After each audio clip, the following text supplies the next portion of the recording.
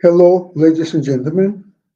It's a Ukrainian talk show on Pod TV. My name is Sasha Star, and today with me are Dr. Jonathan Lockwood. Welcome to the show, Jonathan.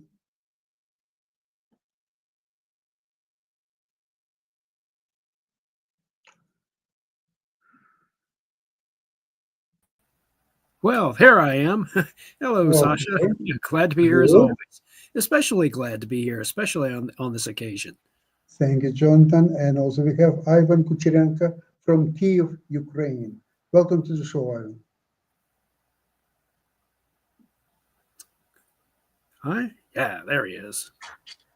Hello, Okay. Jonathan. Hello, Sasha. Glad to be here today with you with this great news. And I really have so much videos for you Oh, for today please. Let's have that an That's I don't know which video to start with, but I think the last Oh, one will would be the better. So I ask Mark to play it for us now. And okay. excellent. let's enjoy this video. I can tell Fantastic. Sasha's celebrating already. Slow down to the feeling. Wait up, It's really short, but it's about today's strike of security service of Ukraine over the Crimean Bridge for the third time, and They're on the verge. Ivan, you realize they are on the verge of doing what I was talking about doing, sealing off the logistical and reinforcement link. If they succeed in one more good solid hit, or it may just collapse on its own. But this is a very critical moment, and it's not quite the counterstroke that I was hoping for, but it certainly sets the stage for it. Sure. Mhm. And according to what happened on the June the 1st, actually, this is the second video I've got for today. These news are really amazing, and it seems that it's a week of Ukrainian counter-strike. So we can watch another video I've got for you for today. So Mark, please.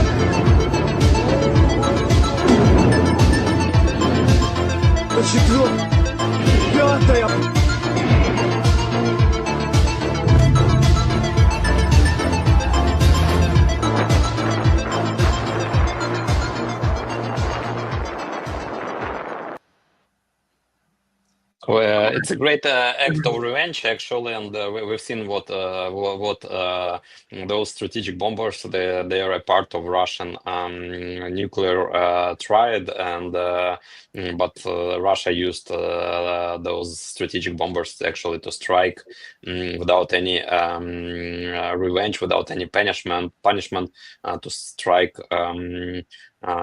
Peaceful civilian objects over Ukraine, and this is really a genius operation from security service of Ukraine, a legendary. It's as for me, it's on the same level as those. Operation of Israel with the pagers, because Oh, the planning and the silence about this operation, complete silence. They're just amazing. well, so much for Ukraine not having any cards left to play. They do. Yeah, and today the general, sorry, Sasha, today general staff of Ukraine actually confirmed that 41 Russian airplane was destroyed. And mostly they were strategic bombers. Those bombers which Russia cannot produce. All those aircrafts, they were the remains of the Soviet fleet of strategic bombers. Russia is not able to produce these bombers anymore. And what is remarkable as well, that on the same day, June 1st, in early 19th, Ukraine transferred to Russia some of those strategic bombers over the Budapest Memorandum. As one of the conditions of Budapest Memorandum, Ukraine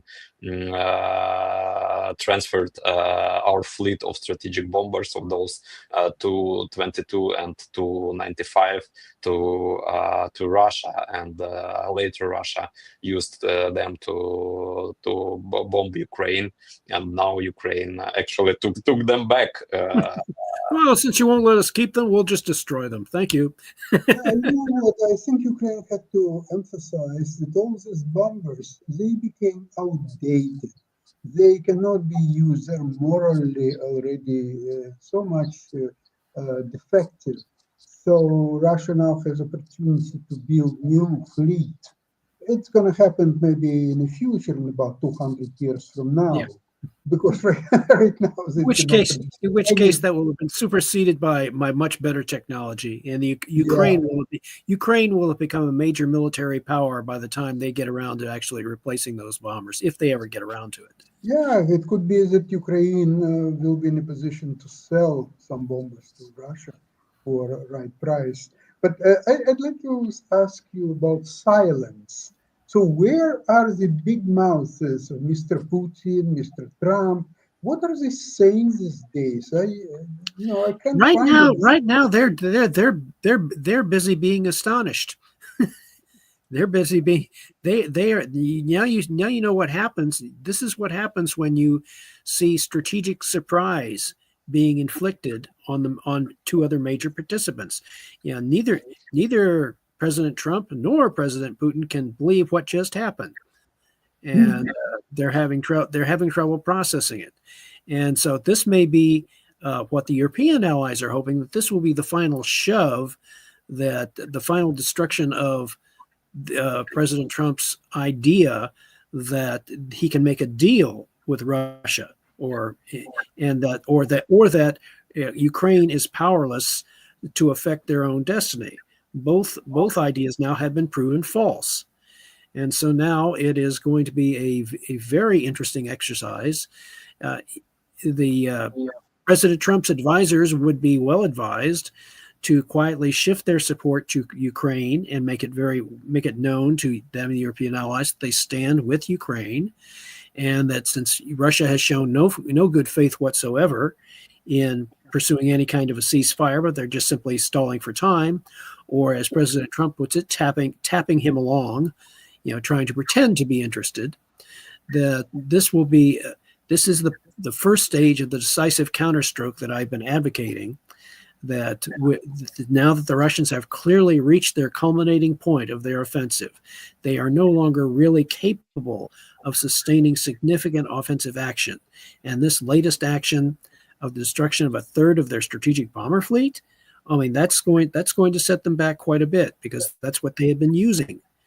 And it's going to set them back quite a bit. There's the rendering of the Kerch Bridge in critical condition after that third explosion, which is really great.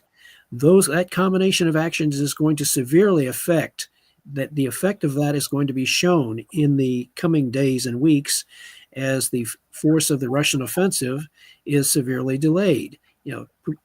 Some speculation in the West that Putin is preparing a summer offensive for the Russians, which they hope would result in a strategic breakthrough. I see the odds of that going down near zero. According to Russian peace proposal, that's what they're talking about in Istanbul. I think that so-called peace negotiations in Istanbul, it's kind of a sideshow to please Mr. Trump. There is no substance behind.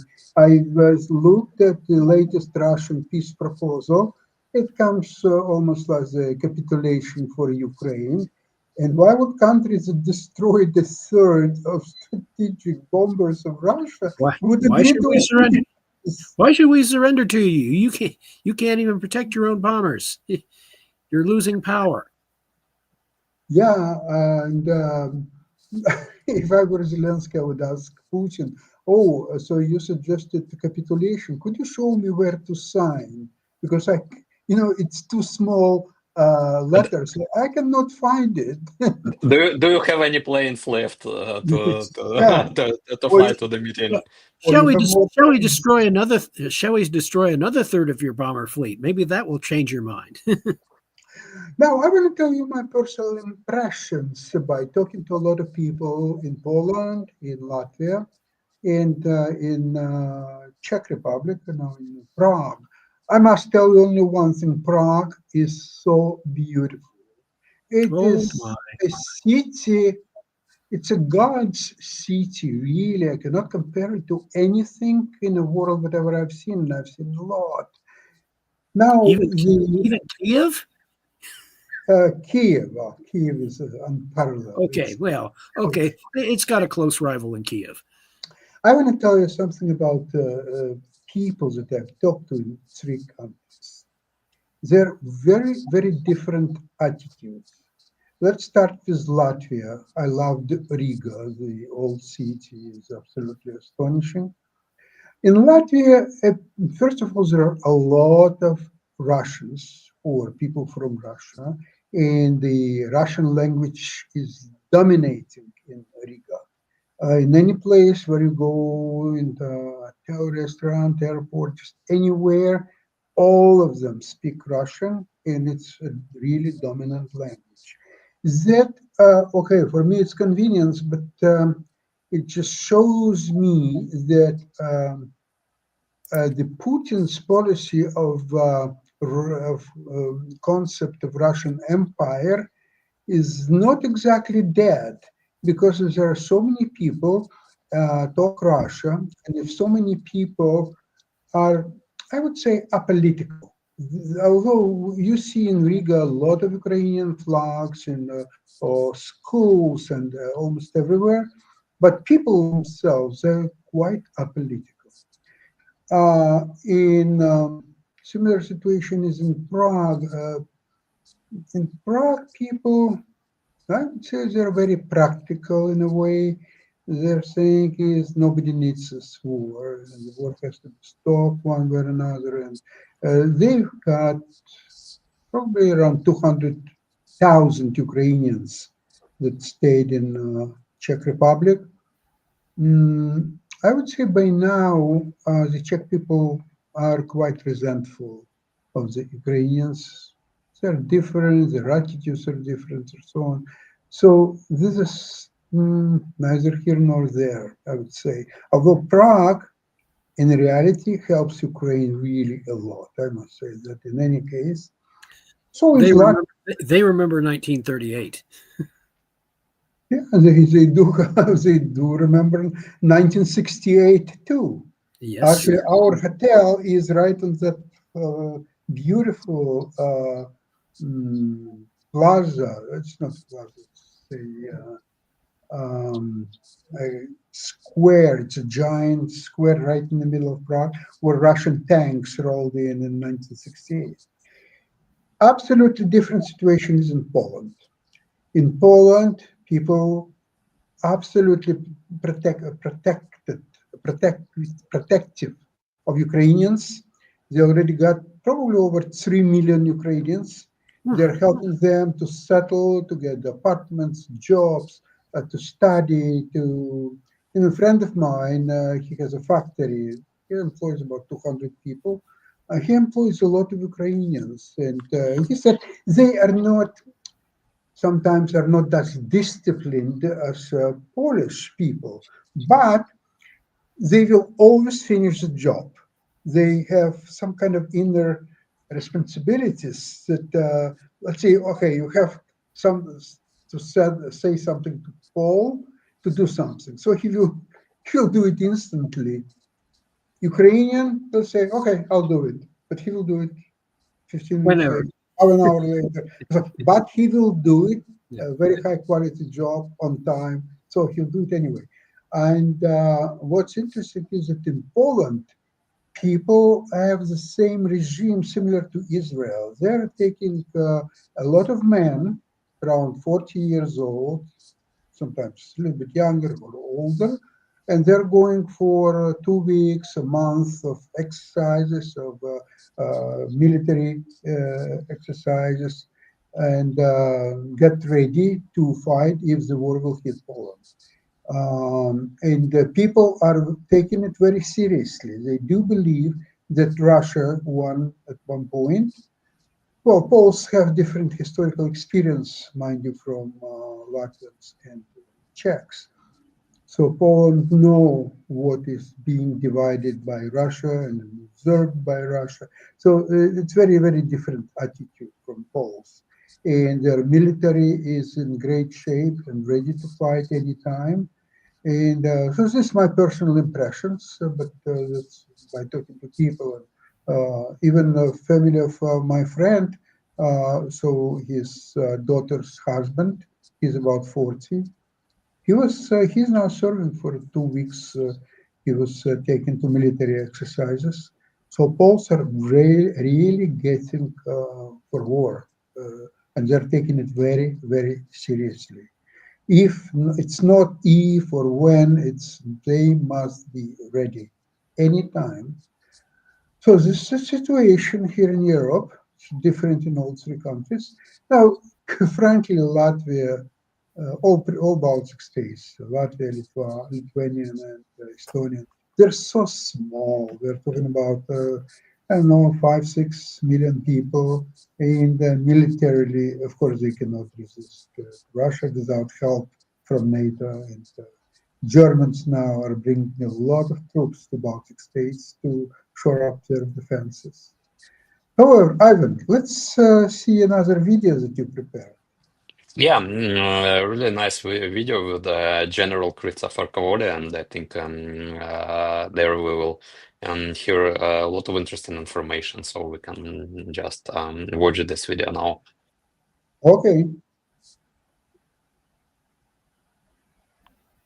Ago, General Kavoli told the Senate that Putin won't stop in Ukraine, meaning the US and NATO are facing some serious challenges. But is the US military actually preparing for a potential conflict with Russia? Our allies are investing in defense at a rate we haven't seen since the Cold War, a 40% increase overall since February of 2022. The reason? Russia's army is grinding forward into its 4th year in Ukraine and has no intention of stopping. Clearly, he's not yet been satisfied with the amount of Ukraine that he's taken over, because he's continuing to try to fight forward. Putin's plan is to take all of Ukraine, then pause, regroup, and prepare to strike America's NATO allies. Why should Americans care? Because since the Cold War, Europe has been the first line of defense for the United States. NATO's grand strategy was always to hold off Soviet forces in Europe, fight a defensive war, wait for US reinforcements to cross the Atlantic, and then crush the enemy. But he certainly is interested in controlling the nations that are in his immediate neighborhood by whatever means necessary. And we've seen that demonstrated consistently over time. So far, Ukraine has killed or wounded around 923,000 Russian troops. They've destroyed Russian armor, sunk ships, and hit logistics hubs. But despite these insane losses, Russia remains a strategic threat to the US. Here's why. Very important for me to add, however, that they have never stopped having their strategic capabilities, their nuclear submarines, their long-range aviation, their cyber, their space. All of that is alive and well and largely unaffected by the war in Ukraine.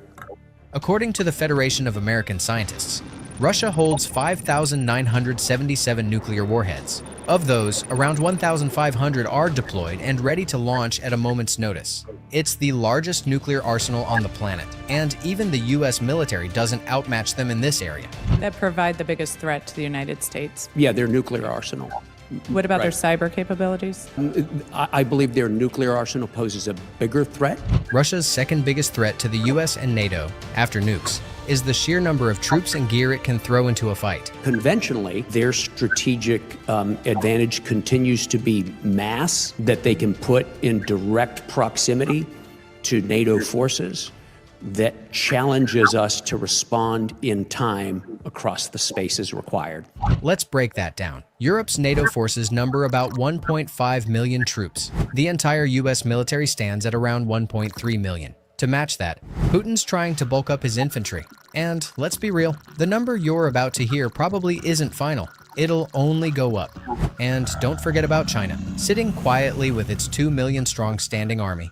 They have very extensive modernization plans and expansion plans. The Russians, about a year and a half ago, announced an intention to grow their armed forces to 1.5 million, up from 900,000. Russia's mobilization reserve? Roughly 20 million men. That's a massive pool of potential conscripts. So if the Kremlin calls up more troops, guess where they'll end up? But that modernization program is intended to go right back and challenge NATO on the borders of NATO. People are Putin's ace in the hole. Yes, Russia's war in Ukraine has dented their offensive capability. But what's really stopping Putin from training and equipping a fresh wave of infantry? You already know the answer. And let's not forget Russia's so-called friends. Iran is sending drones. North Korea is shipping gear, shells, and even troops. And then there's the big panda in the room, China. Quiet, patient, and generous when it comes to paying for Russian oil and gas. Scan the QR code to watch the full video.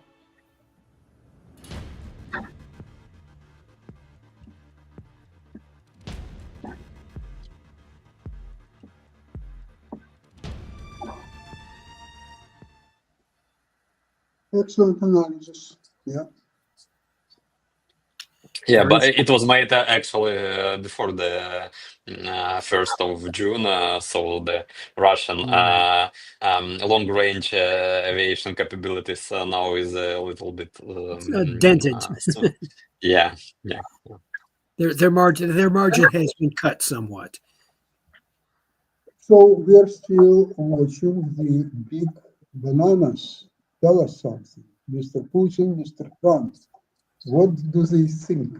Why would Trump need this wounded partner who is taking 8 months to take Avdiivka or Alexandrovka?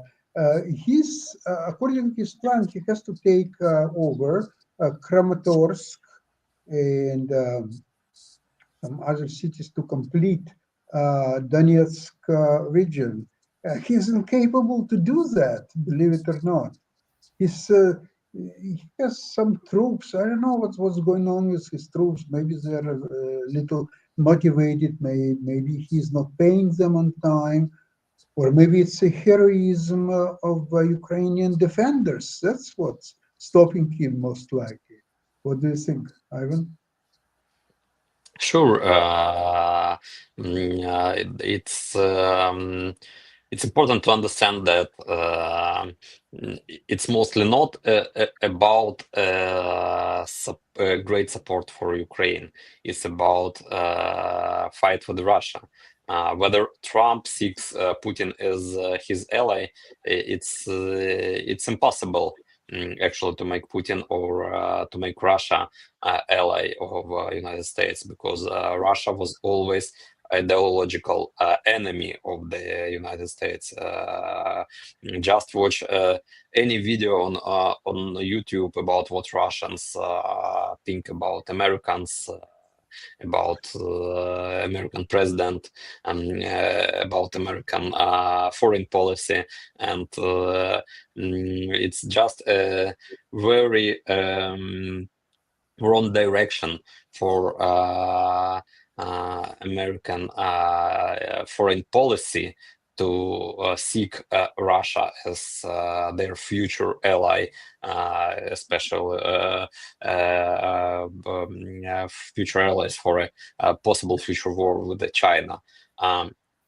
In this future, when there will be a confrontation between the United States and China, obviously Russia will become an ally of China.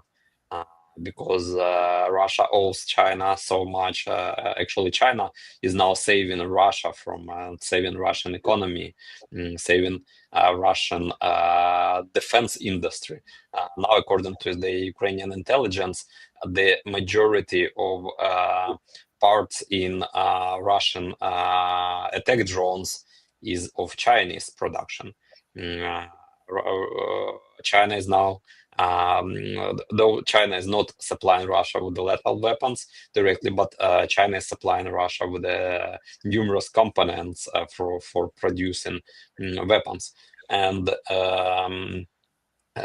there I want Jonathan probably to add, but in my opinion, the only real strategy for United States is to remove Russia as a possible ally for China in future confrontation with the United States. Remove physically, I mean, that Russia will not have resources and other capabilities to assist China in this war. That is the way. Jonathan, just before you speak up, I'd like to mention that it's not US, it's Ukraine is destroying all Russian military capabilities, and US has to do very little actually in that respect. All they have to do is put embargo and help Ukrainians. They just have to stop trying to save Putin. Right. Save Putin and his Yeah, government. they just have to. They just have to. The Trump administration will have to recognize that trying to ally with Russia or trying to appease Russia or help Russia or give Russia an incentive to make peace is really a lost cause, and that what they have to do is they have to recognize that the Russian military efforts are practically expended already. They really don't have that much more momentum to give, and that in the long term, what the United States should be doing is continuing to pursue their expansion of their energy production, to drop the price of oil, to put the pressure on Russian economy, and to force them in the expenditure of their remaining monetary reserves.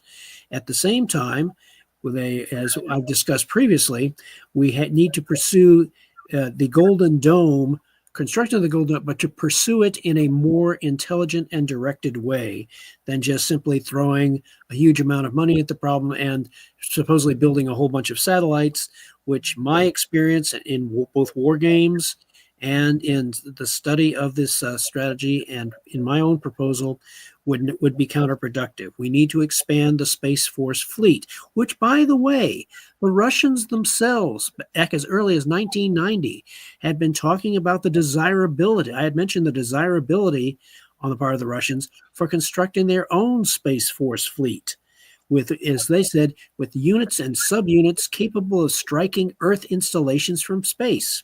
They were actually discussing this as part of potential Russian military reform after the end of the Cold War.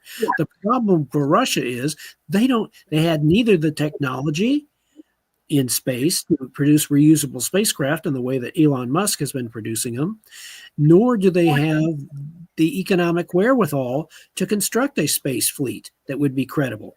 The best they can do is what the Russians and the Chinese are doing. They are following a strategy of space denial, potential space denial, being able to disrupt U.S. capability to use space. This is similar, very similar, if you think about it, to what Nazi Germany was forced to do during World War II. They could not challenge the naval might of either Great Britain or the United States. Instead, they pursued a sea denial strategy with U-boats and land-based air and their commerce raiders, such as the Bismarck and the Tirpitz, in an effort to disrupt Allied efforts to resupply Great Britain. They pursued sea denial, and they were unsuccessful. In the same way here in the post-Cold War era in the 21st century, the United States has to pursue a space control strategy, which will ultimately, with a space fleet armed with lasers capable of destroying nuclear missiles in their boost phase before they can deploy decoys or maneuver. Once they do that, that will be the perfect long-term asymmetric response to Russia's efforts to expand their empire.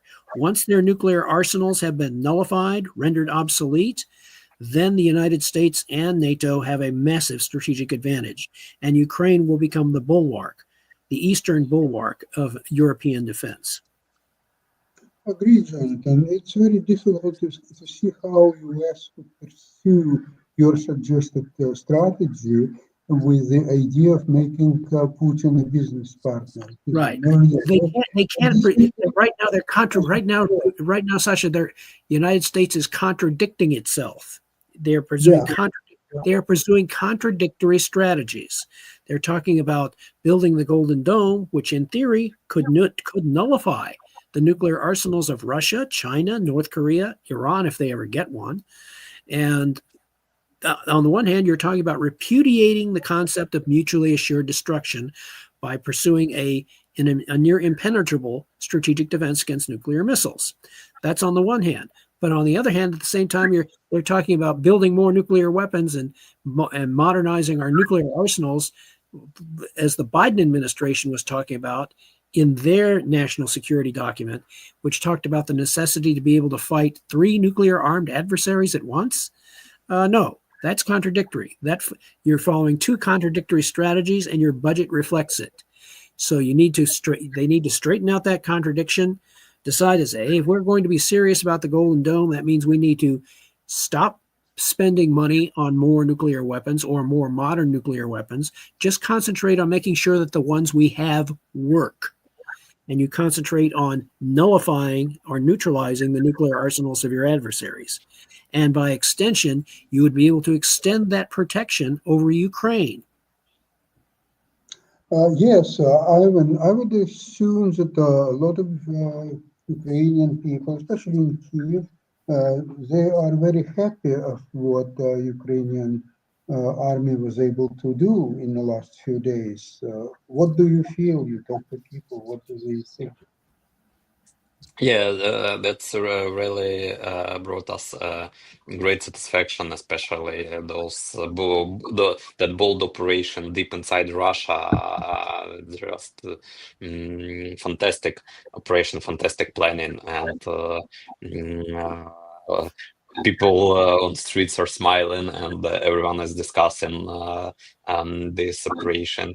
From one point, we understand, and we're really cautious about Russia, who will try to revenge for that, and in their revenge, they, of course, will try to strike civilian objects to cause the greatest number of victims among the civilian population. But it's that price which we are paying for this war, and the success of Ukrainian forces, of Ukrainian security service, of Ukrainian army. It inspires people here in Ukraine to live further. I hope it inspires also our allies. I'm not sure that it inspires President Trump more. Honestly, probably he is angry on Ukraine about this operation, because that Ukrainian strike makes him harder to do business with Putin, with Russia. But I hope that it inspires some people in his team and in American government who really support Ukraine and who want Ukraine to win in this war. And another part of people who probably are not supporting Ukraine, but they consider Russia as their enemy, and they're happy when Russian forces, Russian weapons are weakened, especially strategic weapons, because less strategic opportunities for Russia, less threats for global security and for American security as well. Russia has minus 40 strategic bombers, which are capable to launch missiles with tactical nuke warheads, actually, and they will never launch these missiles over United States or Ukraine or any other country in future, and Russia is not able to produce any more of them. So we are waiting for another successful strike towards Russian submarines. Actually, I think it will be. That'll take care of the second leg of the triad. Okay. Yeah. Dang, you guys are tough. I must say how much I'm pleased with what Ukrainians were able to do in the last few days. And let's hope it will continue. The Istanbul negotiations is a joke, nothing more than that. Just trying, both sides are scared of Trump and are trying to please him in every possible way. And I'm not thinking that Trump is very happy about what's going on these days. But we'll hear from him one way or another, soon, because sometimes he sends several through social media clips a day. And now it's already third day after what's happened, and he's quiet. So maybe Well, that's that just, Sasha, that just shows you the magnitude of the effect that this event has had upon President Trump and his team. It is such a shocking event and Yes. such an unexpected event that they have to sit back now and do some serious reassessment. They have to, and they can't do it. They can't do it in public.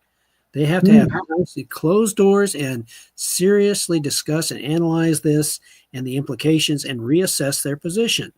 I And wish we would know opinion of Dr. Witkoff. well, What he has to say. well, it's if they have any sense, they might be saying, "Well, it's been nice knowing you, Mr. Witkoff. Please, go back to doing what you were doing before." Yeah, it- absolutely. But So we had very eventful few days. And oh yes, it will continue this week as well, next week.